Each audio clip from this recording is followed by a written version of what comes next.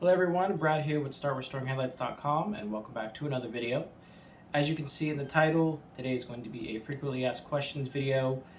I'm sure you can imagine I get a lot of questions, emails, people asking me a bunch of different things about the business. So I figured I would just make a video and ask the most common questions that I get in these videos.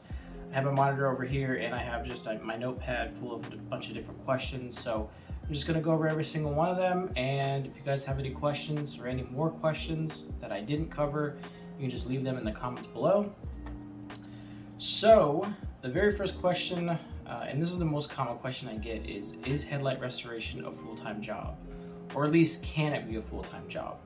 So a lot of people, and this is based on my experience, a lot of people have the assumption that a headlight restoration business is similar to a detailing business.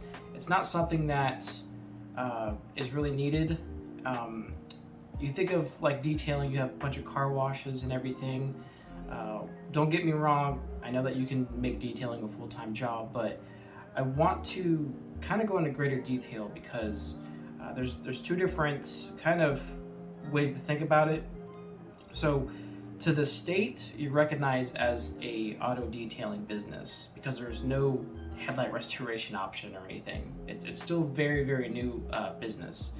And whether you're applying for like a business account or for your banking, or you're registered to the state as an LLC or whatever it might be, unfortunately you're gonna have to go under auto detailing because there's no headlight restoration to select. So that's one way that the state is going to look at you like a detailing business, but in fact you are not a detailing business. And the reason why I want to kind of bring this up is because headlight restoration is more so aimed towards safety. A good majority of my customers, whenever they call me, they say, hey, it's getting hard to see at night. Very rarely are they calling saying, hey, my car is looking really dirty and because of the headlights. It's more so functionality driven. I mean, granted, a lot of my younger demographic customers, between like maybe 25 and 35, they more so aim toward headlight restoration for kind of reviving their car, making it look better and everything. But my older demographic is definitely more so aimed toward the functionality of the light and being able to see much, much better at night. So I definitely want to make sure that you guys do understand that there is a difference. You're not just a detailing business. So the reason why I say that is because you have more of a niche in the community as an entrepreneur, as a business or small business, serving the community. You're making their night commute safer, and you're saving them money as well. Whereas detailing, and again, I'm not saying anything bad about detailing, whereas detailing, it's more so cosmetic. You're just making their car look better. I mean, there are, obviously I can go into more detail. There are more pros, there are pros to detailing. You can preserve your clear coat and your paint much longer, but I kind of digress. I hope you guys can understand what I'm saying. So headlight restoration is more so safety, whereas detailing is more so cosmetic or how it looks. So, and again, I'm not saying anything about detailers. I just don't want you guys to think that it's just like a detailing business when it definitely is not. It's definitely not. Now, marketing and advertising can be very, very similar to that because it's car care, but you could say the same thing about like mechanic wise and all that. So definitely don't think that it's just like a detailing kind of situation. But yes, you can go full time. It is going to take a lot of grinding, a lot of hard work, and I mean that's just like really any business. Any business that you're starting out on, it's going to be hard the first year. You're very rarely in any business you're going to hit the ground running unless you like really have a good product or something. But with the proper marketing techniques, with the right amount of ambition, I mean, you just have to really be a go-getter. Yes, you definitely can make it full time. That being said, my next question is going to be, how much do you make? People ask this question a lot. This is kind of the second one compared to that first one. So I'm not going to say exactly how much I make, but you guys can see from my videos, I'm working every day, pretty much every day. And we charge $90 per headlight or per vehicle, and we typically do it could range from 3 cars to 8 cars. It really depends. And the reason why I say it depends is the way our scheduling works, which I want to touch base on this too, because whenever you're first starting, it's, you just take every job you can get, like next day or whatever. But when you get to a point where you're really busy, where you're getting a lot of business, you want to organize your scheduling based on where the customer's at. So the reason why I say it varies is because, for example, the first half of the week we're in the northern part of the county, and then the middle of the week we're in the middle part of the county, and then the end of the week we're in the southern part of the county. So there might be some more people scheduling on Monday, or like the beginning of the week in the northern part of the county, and that's where we'll be. So that way we're not like back and forth, because the last thing you want to do is have like a customer in the northern part of the county at like 8:30, and then a person all the way in the southern part of the county at 10, and then someone back up in the north at like 11. So eventually you're going to figure that out. I hope that you can take this advice and start planning accordingly if you are starting to get busy, or it's just something to take in consideration. You do not want to be traveling north and south of the county in one day, so you want to kind of organize it. So you can kind of calculate how much you could potentially make. And again, from a lot of comments and everything that I get on the channel, people saying that I'm charging too less. Yes, I definitely know that. A lot of other people are saying that they're charging like $200 for a set of lights, $300 for a set of lights.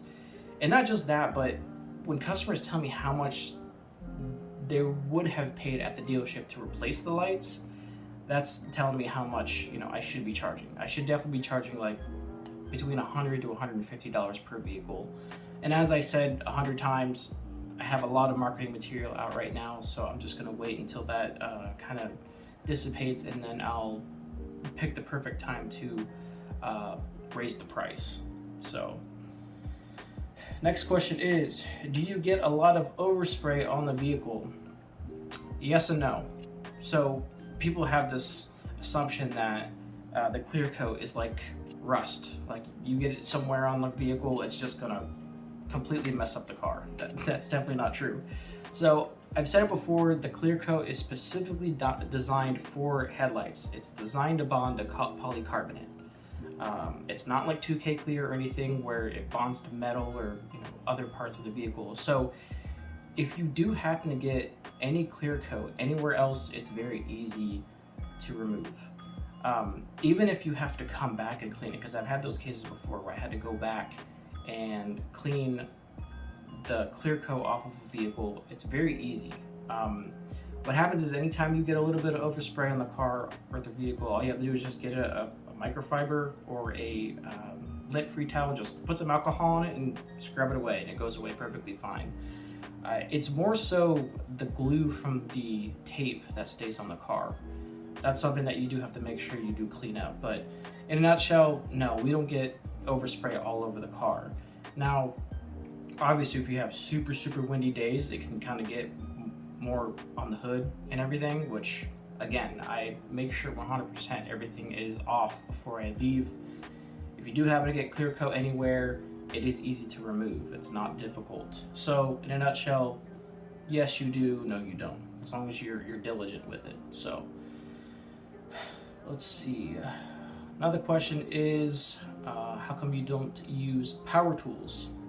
So I don't want to say that power tools are bad to use. By all means, you can use them. It's just your odds of accidents are much more prone. You're more prone to accidents when you're using power tools. Now, you can be the most careful person in the world, but if human hands are involved, there's at some point a mistake is going to happen. So I prefer not to use it. I think I said it maybe like 2 videos ago. Power tools to me are a little bit excessive. You don't have to take off a bunch of layers of plastic off the lens to clean it. You really don't. And I don't know why people have that assumption, because again, I've been doing this for about 3.5 years now, and everything that I'm saying about this business is based on my own experience. It's not something that I'm just watching videos and absorbing all this information online. But I have experience in the field. I know that there are a lot of people that do watch a lot of videos, and you can get an idea how it works, but ultimately, until you're out in the field actually doing the restorations, that's when you get a better idea of what to expect. So with power tools, if you're using like, let's say you're using a really coarse sandpaper and it catches and you slip and you hit the paint, obviously you could put a bunch of tape, rows and rows of tape. But to me, it's just excessive, guys. It really is. And as I said, I am not saying anything bad. If you want to use power tools, by all means, use power tools. But keep in mind, with our product, you can't use a circular motion. You have to go left and right. It just doesn't come out very clear whenever you're using circular motions. So that's another reason why I don't recommend power tools when it comes to using our product. I mean, you could use a sander that goes left and right or up and down, and still use our product. That's perfectly fine. But I just feel like as long as you use the right course of sandpaper, you can remove that oxidation, the scratches, and everything fast enough. So, I mean, in some cases, and again, I won't ever do this, but in some cases, I don't even need to tape up the light before I sand, because I'm very diligent with the way I sand.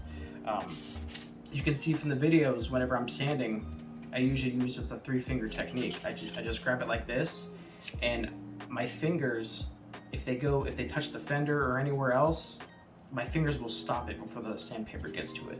So I'm very careful with my sanding technique, and that's ultimately what it comes down to. Now, granted, as I said a few minutes ago, if human hands are involved, accidents can happen, so that's why I always tape up, just in case. So, how many vehicles can you do with one can? So, you could do, it averages. You can do between 2 to 3 vehicles with one can.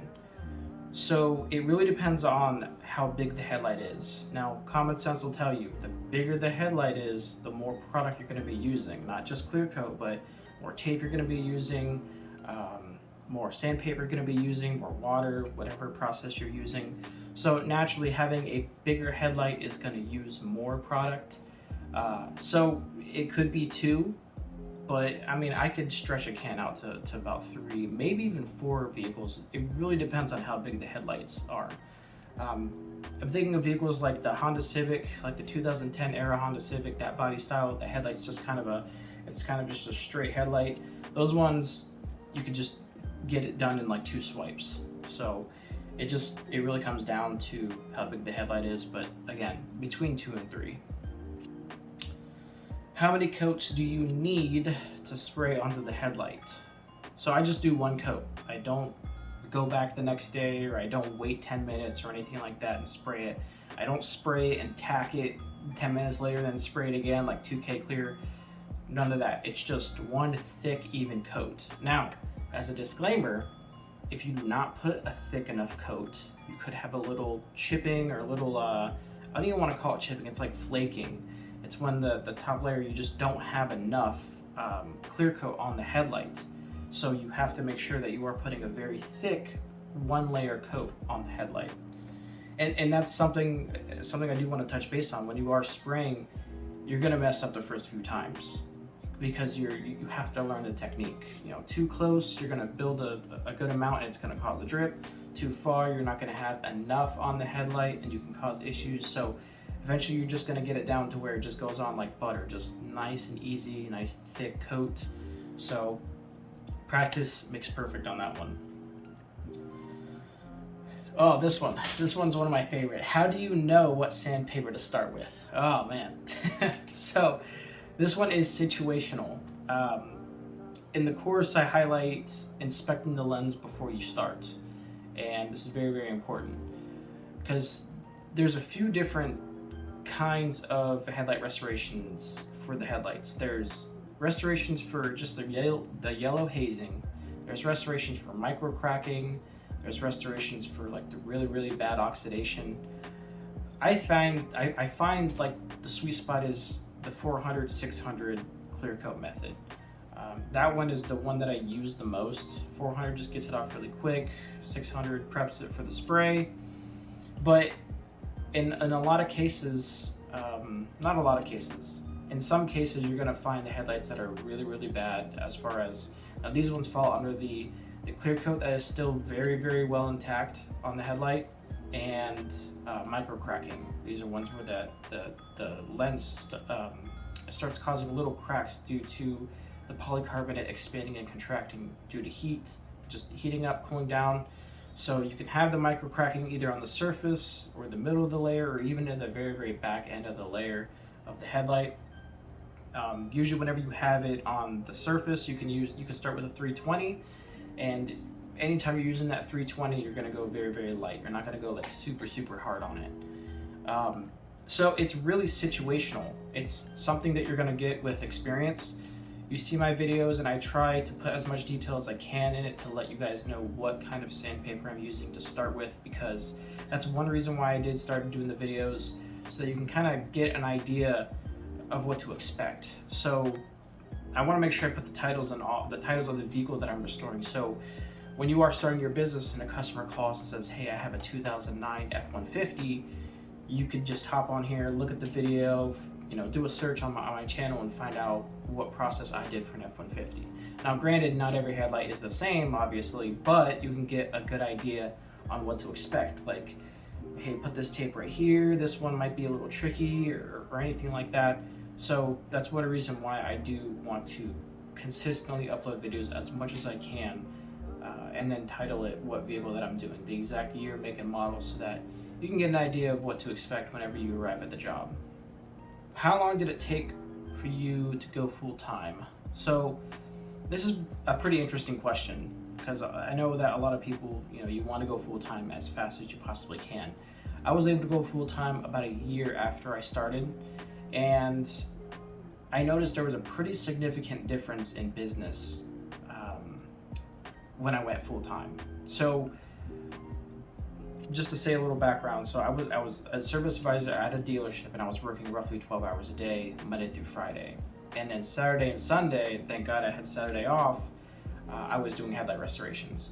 So I could only schedule on Saturday and Sunday. And believe it or not, there are some people that can't do it on the weekends. Obviously, if everybody's off, everybody's doing something. So it opened up my work week to where I could start doing on the weekdays, but more importantly, it was my customer outreach. When let's say you go full-time and Monday, Tuesday, Wednesday, you have no jobs. That is the perfect time to go out and do customer outreach. So what I mean by customer outreach is when you take your postcards or whatever, and you go to different shops, you go to different tire shops, tint shops, everywhere, and drop off your cards and introduce yourself and try to get the business, because your objective when you first start is becoming known for headlight restoration. It's getting your name out there, and I'll go into a little bit more detail on this. So I'm at the point now where I've been around long enough to where if a customer is at, let's say, the Honda dealership up the road, I'm pretty good with them. A customer goes up to one of the advisors and says, hey, I want to replace my headlights because they're really hazy.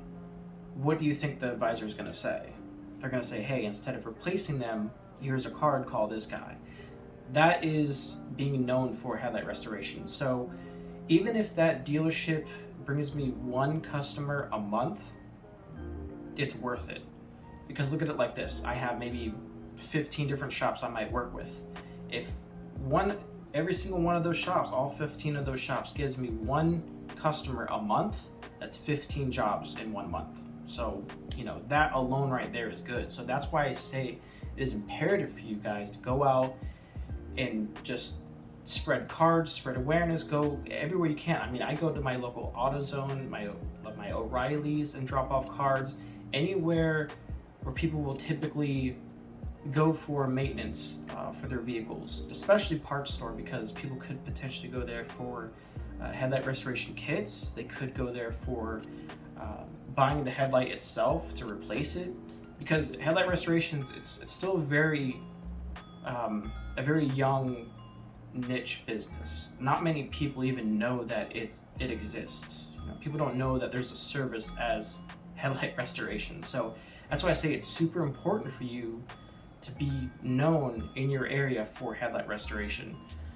So anyway, I digress, I apologize. So when I was working full-time, I can only do headlight restorations on the weekday. So I wasn't able to I wasn't able to do restorations on the weekend. So I wasn't able to go out and do as much outreach as I wanted.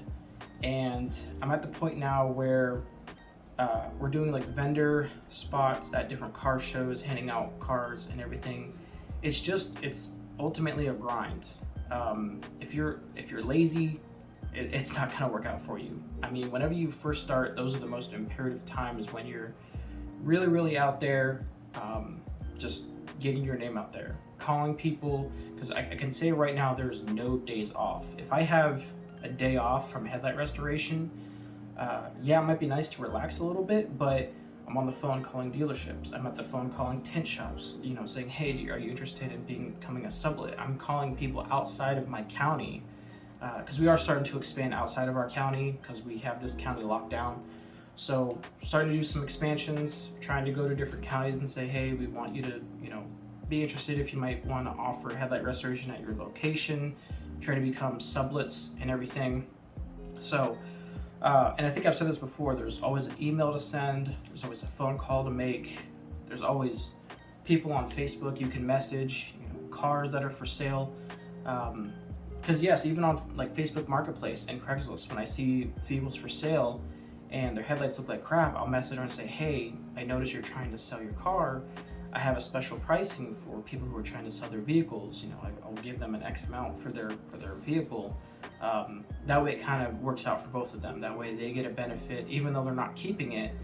You could help them potentially sell the car or the vehicle because it looks better. So, in a nutshell, conclude on that question, you have to grind it out like there's no tomorrow. I mean, as I said in the 5 tips, I'm up to like 3 o'clock in the morning putting out yard signs.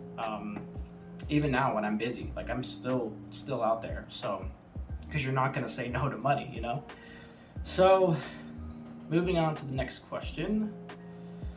How do I get my first customer? Now, this is one that I get more often than I really like. So, for my answer for this one, I'm gonna be a little bit blunt. And I say this because I care about you guys, and if you are venturing into this business, if you're watching this video and you purchase the kits and you're partnered with us, I mean this in the best ways. And I don't want to discourage anybody from reaching out to me for any advice or anything. I hate it when people ask me, how do I get my first customer? It drives me absolutely crazy, because next time you're going to get food, or next time you're driving or something, just count how many cars are coming by you that need headlight restoration. You cannot tell me that you can't find a customer. You cannot.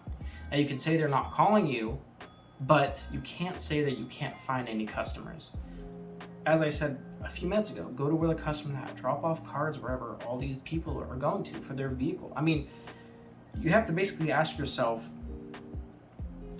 who is my target customer? Anybody who drives, whether it be fleet vehicles, county vehicles like sheriff department, police departments, anybody who has a vehicle is a potential customer. So you can't sit here and say, I can't find any customers, nobody's calling me. Whenever you send me emails like that, it makes me feel like you're just being lazy, because it ultimately is what your customer is literally everybody. It's crazy. And again, I'm not trying to sound rude or anything like that, but I'm trying to put myself in a position as a mentor, because my success is based on your success, and I want you all to really succeed. But you have to go out there and get it. You can't just sit around and expect people to just call you unless you have like all your stuff established already. I mean, there will be a time when you just have to sit back and the phone will ring, consistently. So until that time, it's just a constant grind. You have to constantly be out there putting cards out, putting signs out, making a name for yourself, because once you have your area locked down, it's going to be easy. You won't have to worry about, oh, I don't have any jobs next week, I don't have any jobs tomorrow. Once you get it locked down, you have your Google profile up, you have your reviews, you're consistently posting on your social media platforms and all the Facebook groups. You won't have to worry about it. People will contact you. So don't say that you can't find any customers, because they're literally everybody at this point. I mean, everybody's driving. So, all right, and another thing I do want to comment on, everybody, is competition. Because I can say, whenever I first started, I did have some competition and I was a little discouraged about it. And I learned to embrace the competition. It makes you kind of grind a little bit harder, knowing that someone else out there is doing the same thing you're doing, and they're trying to take your customers. I'm at the point now where I have no more competition. I mean, I'm not trying to sound cocky or anything like that, but I got them beat on, I mean, you could make a list. Like, I got them beat on the Google business profile. I got more reviews. I have more content on there, meaning I have videos and pictures. I have all my social medias constantly being updated. Every other day it's making a post. So do not be discouraged if you have competition. Even if you have a lot of competition, one way that you can get them in check is go to their Google business profile, check out their reviews, and click the lowest. See what people are complaining about for those businesses, and just make sure that you're filling that gap, whatever it is that they're slacking on. One thing that we have beat on our competition is our warranty. We offer a 3-year warranty, whereas the competition only offers a year. And I not that long ago, I had a private caller call me asking about it, and I felt like it was my competition because they were asking me a lot of questions on how I was able to offer that warranty. And I just answered the questions. I was like, yeah, we just, we have a UV clear coat filler that has a better, longer lasting capabilities than the competition and everything. So I just had kind of a hunch it was my competition, but don't be discouraged by competition. I mean, even if you guys are neck and neck, there are constantly people moving into the area, people buying other cars, new cars. So as I said, there's plenty of business to go around, and the more you can capture, the better off you're going to be. So that pretty much wraps it up for this video, guys. If you have any more questions, please comment them in the section below, and I will do my absolute best to kind of put out these frequently asked questions more often, because as I said, my success is based on your success, and I want to put any doubts or anything to rest that you might have when it comes to starting this business, because it was the best thing I'd ever done. And one thing that makes me feel even better is when people are purchasing the kits to start their own businesses, because I don't make that much money on the kits. I really don't. And it makes me so proud of these people who are taking that initiative to, be their own boss and do their own thing. Even if you're committed to your day job, you just want to make side income, it's definitely a really, really good thing to start, because, I mean, between the time frame and how long it takes, the profit margins and everything, it's therapeutic. My job is not stressful or anything. My customers are very understanding. The most issue I might have is either A, it might rain, or B, I might get stuck in traffic. That's about it. There's nothing stressful about my job. And the reactions on the customers' faces whenever they see them, like, that lifts my spirit. Like, everything about this job, I absolutely love it. And even just sitting here talking to you, because there was a point when I was gonna give up. I was at a point where I wasn't getting any calls, and then I had the realization it's not, me not getting calls, I'm just being lazy, I'm not putting myself out there. And I would never, I'm so happy that I made the decision to do it, and I want that same feeling for everybody who's watching this, to go out there and achieve something. So my door is always open. If you guys have any questions or anything, shoot me an email. We can talk one-on-one, and that's pretty much it. Thank you guys so much for watching.